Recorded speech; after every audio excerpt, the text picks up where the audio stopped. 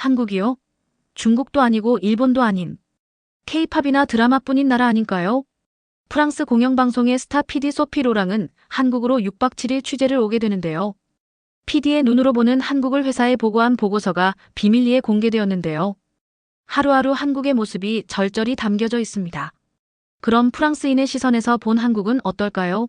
한번 엿볼까요? 구독과 좋아요는 제작에 큰 힘이 됩니다. 감사합니다. 그럼 시작해 볼게요. 친애하는 피에르 국장님. 한국 특별 취재에 대한 첫 보고를 드립니다. 솔직히 고백하자면 처음 국장님께서 이 기획을 제안하셨을 때 내심 많이 불편했습니다. 아시아 특집이라면 당연히 중국이나 일본이 먼저 아닌가요? 게다가 K-팝 같은 대중문화 외에 과연 뭘 담을 수 있을지. 특히 국장님께서 프랑스의 미래 혁신 방향을 찾아보라는 지시를 하셨을 때는 정말 황당했습니다. 파리가 아직도 전 세계 문화와 예술의 중심 아닌가요? 우리가 무엇을 배워야 한다는 건지. 하지만 어제 있었던 일련의 사건들이 제 생각을 완전히 바꿔놓았습니다. 먼저 출국 전날 진행한 장마이너스 피에르 셰프와의 인터뷰에서였죠. 그의 갑작스러운 은퇴 선언과 한국행은 파리 미식계를 발칵 뒤집어 놓았었잖아요. 20년간 미슐랭 3스타를 지켜온 프랑스 최고의 셰프가 왜 하필 한국인가? 모두가 의아해했죠. 인터뷰 도중 그가 한 말이 저를 충격에 빠뜨렸습니다. 프랑스 요리는 이제 한계에 도달했어요. 우리는 전통을 지키느라 진화하는 것을 잊었죠. 하지만 한국은 달랐어요. 김치 하나만 봐도 수천 년 된 전통 발효 기술을 현대 과학으로 재해석하고 여기에 IT 기술을 접목해 전 세계로 수출하고 있더군요. 이건 음식이 아닌 문명의 진화입니다. 그의 말이 끝나기가 무섭게 제 휴대폰이 울렸습니다. 우리 방송국의 IT 자문위원인 니콜라의 다급한 연락이었죠. 소피, 나 지금 삼성전자와 화상 회의 중인데 그들이 구현한 AI 기술이 애플과 구글을 몇 년은 앞서간다고 봐요. 프랑스 기업들은 지금이라도 당장 벤치마킹을 시작해야 해요. 카페에서 만난 건축가 장마이너스 릭은 더 충격적인 소식을 전했습니다. 파리시의 스마트시티 프로젝트가 완전히 잘못된 방향으로 가고 있었어. 서울의 시스템을 분석해보니 우리가 기획한 건 벌써 10년 전 기술이더군. 당장 설계를 전면 수정해야 해. 그리고 결정적인 한 방은 패션 디자이너 마리에게서 날아왔습니다. 샤넬과 루이비통이 이번 시즌 한국의 스트릿 패션을 벤치마킹했다는 거 알아요? 파리의 오트 쿠티르가 서울 패션 위크를 따라가기 시작했다니. 믿어지나요? 국장님, 이제야 알 것 같습니다. 왜 국장님께서 이번 특별 취재를 그토록 강조하셨는지요? 우리가 알던 한국은 빙산의 일각이었던 거죠.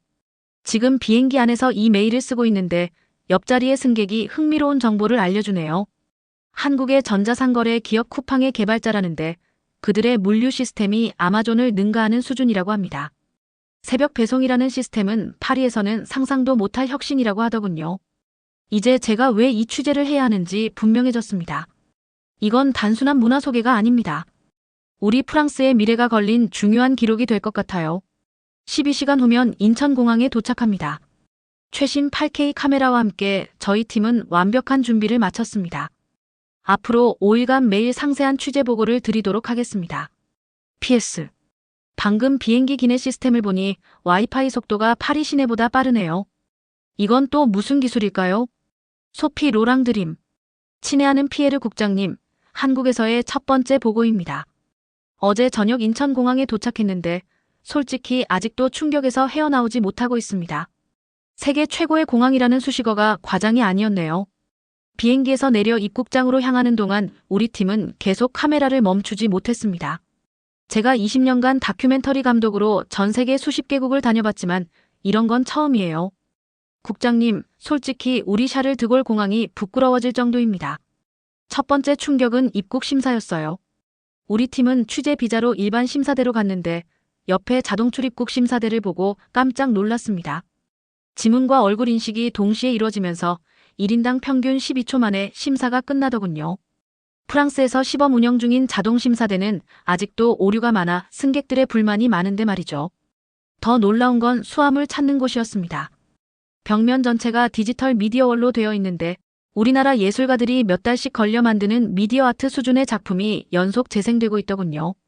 거기에 수화물 벨트 위에는 정확한 도착 시간이 실시간으로 표시되고 마르셀이 이건 마치 미래도시에 온 것 같아요라며 연신 감탄사를 연발했습니다. 국장님, 제가 특히 강조하고 싶은 건 화장실입니다. 파리의 공항 화장실 실태는 국장님도 잘 아시잖아요. 늘 청소가 필요한 상태인데도 관리가 안 되어서 민원이 끊이지 않죠. 여기는 달랐습니다. 마치 5성급 호텔 수준이에요. 더 놀라운 건 화장실 입구에 전자 디스플레이가 실시간으로 청소 현황과 이용 가능한 칸을 보여준다는 거예요. 공항 철도를 타고 가면서는 또 다른 충격을 받았습니다. 지하철 안에서 오지 와이파이가 끊김없이 연결되는 거예요. 속도 테스트를 해봤더니 국장님 믿으시겠어요? 우리 방송국 인터넷보다 빨랐습니다. 그것도 지하철 안에서요. 서울역에 도착해서 택시를 탔는데 기사님이 자연스럽게 영어로 대화를 시작하시더군요. 파리 택시기사들의 모습이 떠올라 민망했습니다. 더구나 차 안에서 카드는 물론 각종 모바일 결제까지 가능하다는 게 저녁을 먹으러 들어간 일반 식당에서는 더 큰 충격이 있었어요.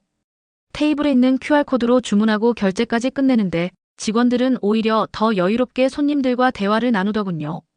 파리의 레스토랑들이 디지털화를 거부하는 이유가 인간미가 사라진다는 건데 여기선 정반대의 상황이 벌어지고 있었습니다.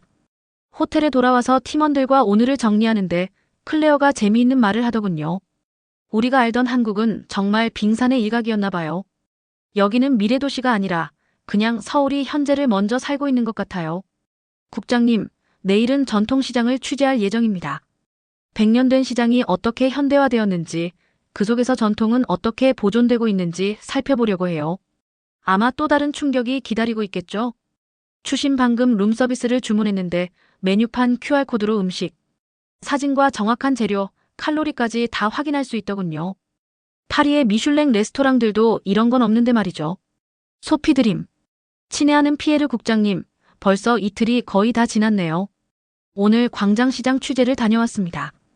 100년이 넘은 전통시장이라고 해서 솔직히 파리의 낡은 벼룩시장 같은 모습을 상상했었네요. 그런데 국장님, 제가 본 건 전혀 다른 세상이었습니다. 특종감 하나 말씀드리겠습니다. 지난주 파리시청의 전통시장 디지털화 계획 기억하시나요? 5년간 2천만 유로를 투자해서 시장 현대화를 하겠다는. 부끄럽지만 한국은 이미 10년 전에 그걸 다 해냈더군요. 오늘 만난 70대 할머니 상인은 스마트폰으로 카카오페이, 네이버페이 결제는 물론이고 배달의 민족으로 실시간 주문까지 받고 계셨어요. 제가 프랑스어로 감탄사를 연발하니까 웃으시면서 파리 살아요? 라고 물어보시더라고요. 알고 보니 손녀가 파리에서 유학 중이래요. 할머니께서 직접 영상통화로 손녀와 연락하시는 걸 보고 우리 팀 모두 할 말을 잃었습니다. 특히 충격적이었던 건 청년몰이었어요. 전통시장 2층 전체를 청년 창업 공간으로 바꾼 건데 여기서 제가 깜짝 놀랄 만한 장면을 목격했습니다.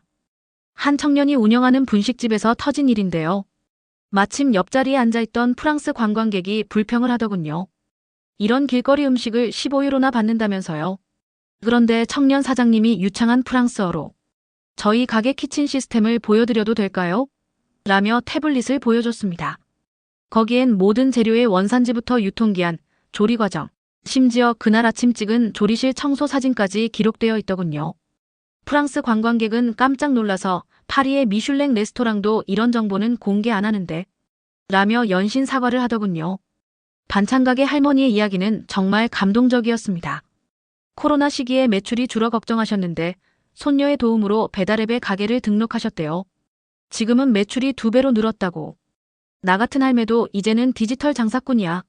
라며 웃으시는데 그 자부심 넘치는 표정을 카메라에 꼭 담았습니다. 국장님, 여기서 재미있는 발견을 하나 했습니다. 시장 한복판에 스마트 시장 관리 센터가 있더군요. 여기서 시장 내 모든 가게의 위생 상태부터 결제 시스템, 원산지 관리까지 통합 관리를 하고 있었어요. 심지어 쓰레기 분리수거도 IoT 기술로 관리해서 재활용률이 90%가 넘는다고 합니다. 더 놀라운 건 이 모든 첨단 시스템이 시장의 정겨운 분위기를 해치지 않는다는 거예요. 오히려 상인들이 더 여유롭게 손님들과 대화하고 젊은이들과 어르신들이 자연스럽게 어울리는 모습이 인상적이었습니다. 오늘 촬영한 영상을 보면서 깨달은 게 있습니다. 우리가 흔히 말하는 전통 보존이란 게 꼭 옛것을 그대로 유지하는 게 아니라 이렇게 현대와 조화를 이루며 새롭게 진화하는 것일 수도 있겠더군요. 국장님, 내일은 한강공원을 취재할 예정입니다. 파리의 세느 강변과 비교하면서 도시공원의 새로운 패러다임을 찾아보려고 해요. 마지막으로 오늘의 하이라이트 장면이에요. QR코드로 결제하시는 할머니 앞에서 현금만 받는다던 파리 마르쇠 시장 상인회장님이 생각나서 이 장면은 꼭 편집 하이라이트로 써야겠습니다. 다음 보고는 내일 밤에 드리겠습니다. 소피드림. 친애하는 피에르 국장님, 늦은 밤 한국에서의 세 번째 보고입니다. 지금 한강변 카페에서 이 메일을 쓰고 있습니다. 시간이 자정을 넘었네요. 국장님, 파리였다면 이런 보고는 불가능했을 거예요. 세느 강변의 치안 문제는 우리 모두 잘 알잖아요. 먼저 말씀드리고 싶은 게 있습니다. 기억하시나요? 2년 전 세느강 수질 개선을 위해 30억 유로를 투자한다고 했을 때 많은 전문가들이 불가능하다고 했죠. 그런데 오늘 한강을 보면서 우리가 얼마나 뒤처져 있는지 실감했습니다. 우리 팀의 수중 촬영 전문가 장마이너스 마크가 충격적인 발언을 했어요. 소피, 믿기지 않아요. 이 물에서 물고기가 산다고요? 세느강은 10년은 더 투자해야 이 정도 수질이 될 거예요. 실시간 수질 정보가 공개되는 전광판 앞에서는 더 큰 충격이 있었습니다. 한강의 수질이 파리 식수보다 좋다는 거예요. 그것도 자연 상태에서요. 하지만 진짜 충격은 해가 진 후에 시작됐습니다. 밤 10시가 넘었는데 공원이 아직도 사람들로 가득했어요. 젊은 여성들이 혼자서 조깅을 하고 가족들이 돗자리를 펴고 치맥치킨과 맥주라는 단어를 배웠습니다. 을 즐기고. 우리 클레어가 파리의 여성들이 이 영상을 보면 질투하겠어요 라며 농담을 하더군요. CCTV와 비상벨은 기본이고 자전거 순찰대가 정기적으로 지나가고 앱으로 위치를 공유하면 가까운 순찰차가 실시간으로 확인한다고 해요. 그저께 본 이태원 클라스라는 드라마가 생각나더군요. 여주인공이 밤늦게 한강에서 조깅하는 장면이 나왔을 때 비현실적이다고 생각했는데 이게 현실이었네요. 국장님, 이건 꼭 말씀드려야겠습니다. 지난주 파리시의회에서 도시공원 현대화 예산으로 50억 유로를 책정했잖아요. 솔직히 말씀드리면 그 계획은 완전히 다시 짜야 할 것 같습니다. 여기는 공원 내 모든 시설이 앱으로 확인 가능해요. 화장실 위치부터 청결 상태, 자전거 대여소의 실시간 현황, 주변 음식점 정보까지. 그런데 이게 단순한 정보 제공이 아니라 시민들의 피드백으로 계속 업데이트 된다고 합니다. 특히 인상적이었던 건 한강 몽마르트라고 불리는 예술가 거리였어요. 젊은 예술가들이 자유롭게 공연하고 그림을 그리는 공간인데 파리의 몽마르트와 비교하니 왠지 마음이 복잡해지더군요. 우리는 왜 아직도 예술은 불편해야 한다는 고정관념에 사로잡혀 있는 걸까요? 야경은 말씀드리기도 민망할 지경입니다. 파리의 야경이 고전적인 아름다움이라면 이곳은 미래적인 세련됨 그 자체예요. 영상팀이 촬영한 드론 영상을 보내드립니다. 파리 시의원들이 이 영상을 보면 어떤 반응을 보일지 궁금하네요. 내일은 대중교통 시스템을 취재할 예정입니다. 오늘 한강에서 본 것만으로도 충격적인데 내일은 또 어떤 놀라움이 기다리고 있을까요?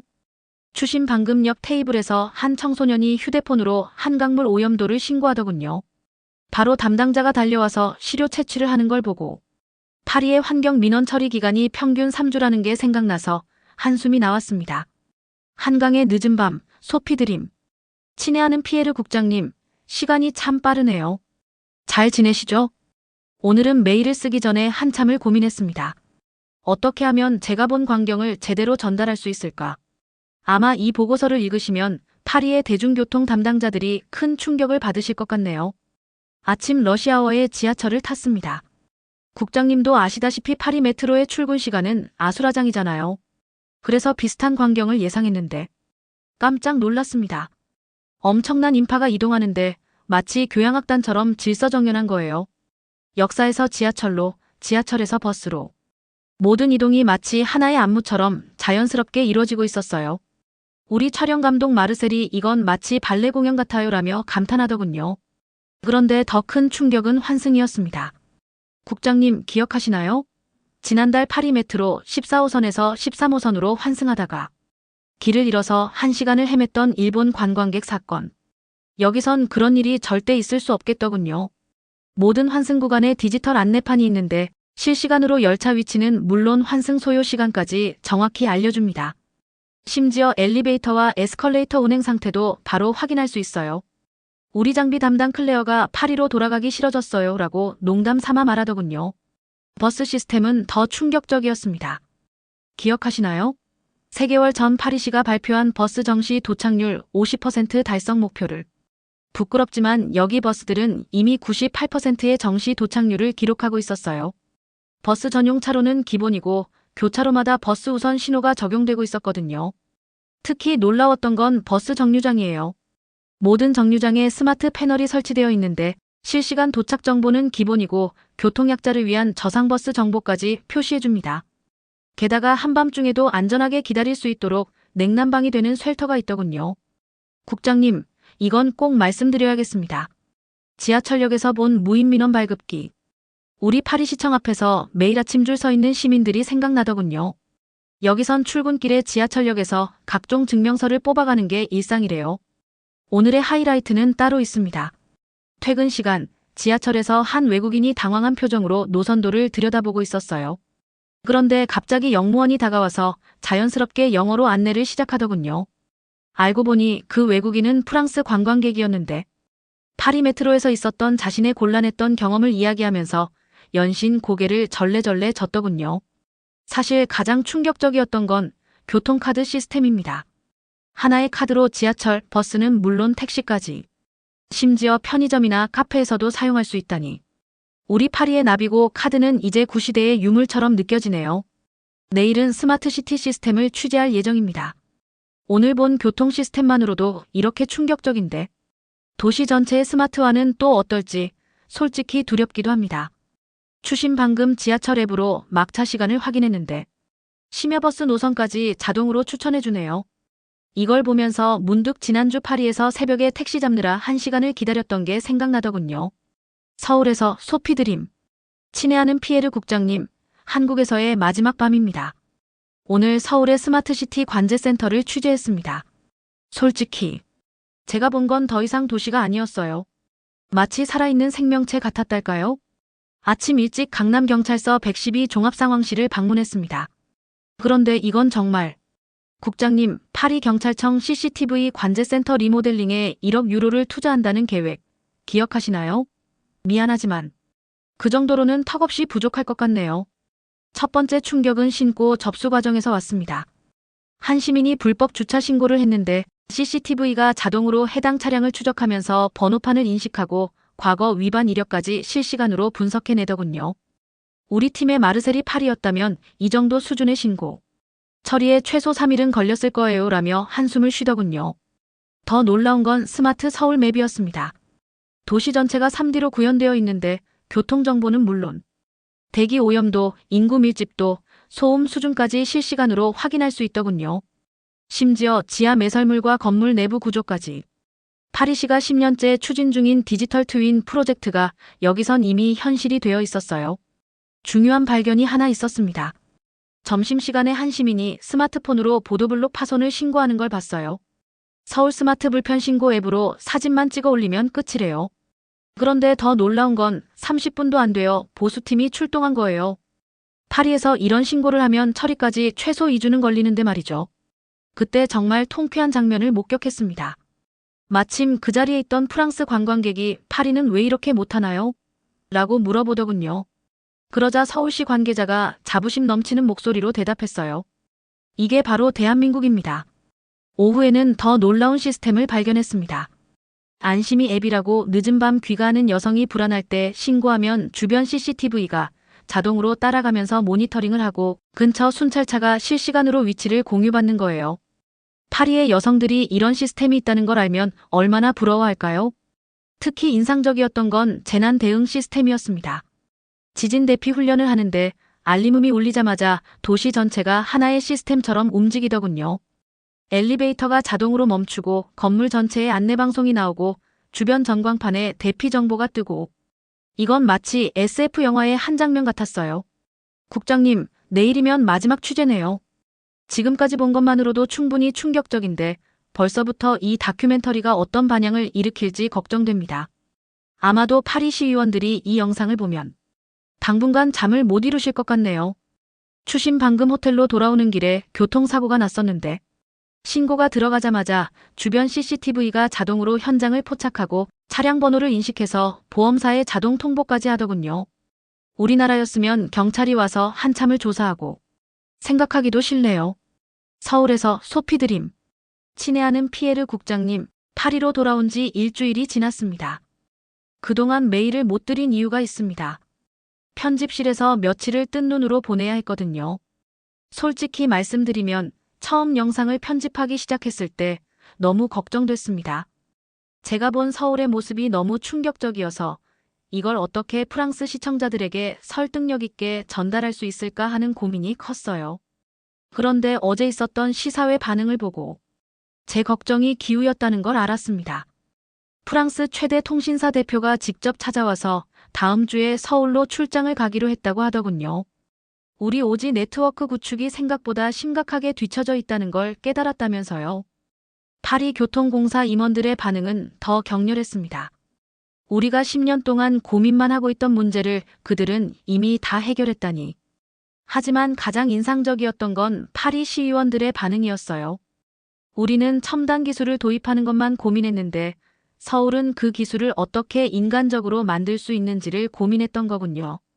시사회가 끝나고 방송국 중역들과 긴 미팅을 가졌습니다. 우리 프로그램 역사상 처음으로 60분 다큐멘터리를 90분으로 연장하기로 했어요. 버릴 장면이 하나도 없다는 게 그들의 평가였습니다. 특히 저희 방송국 기술팀이 깊은 충격에 빠졌더군요.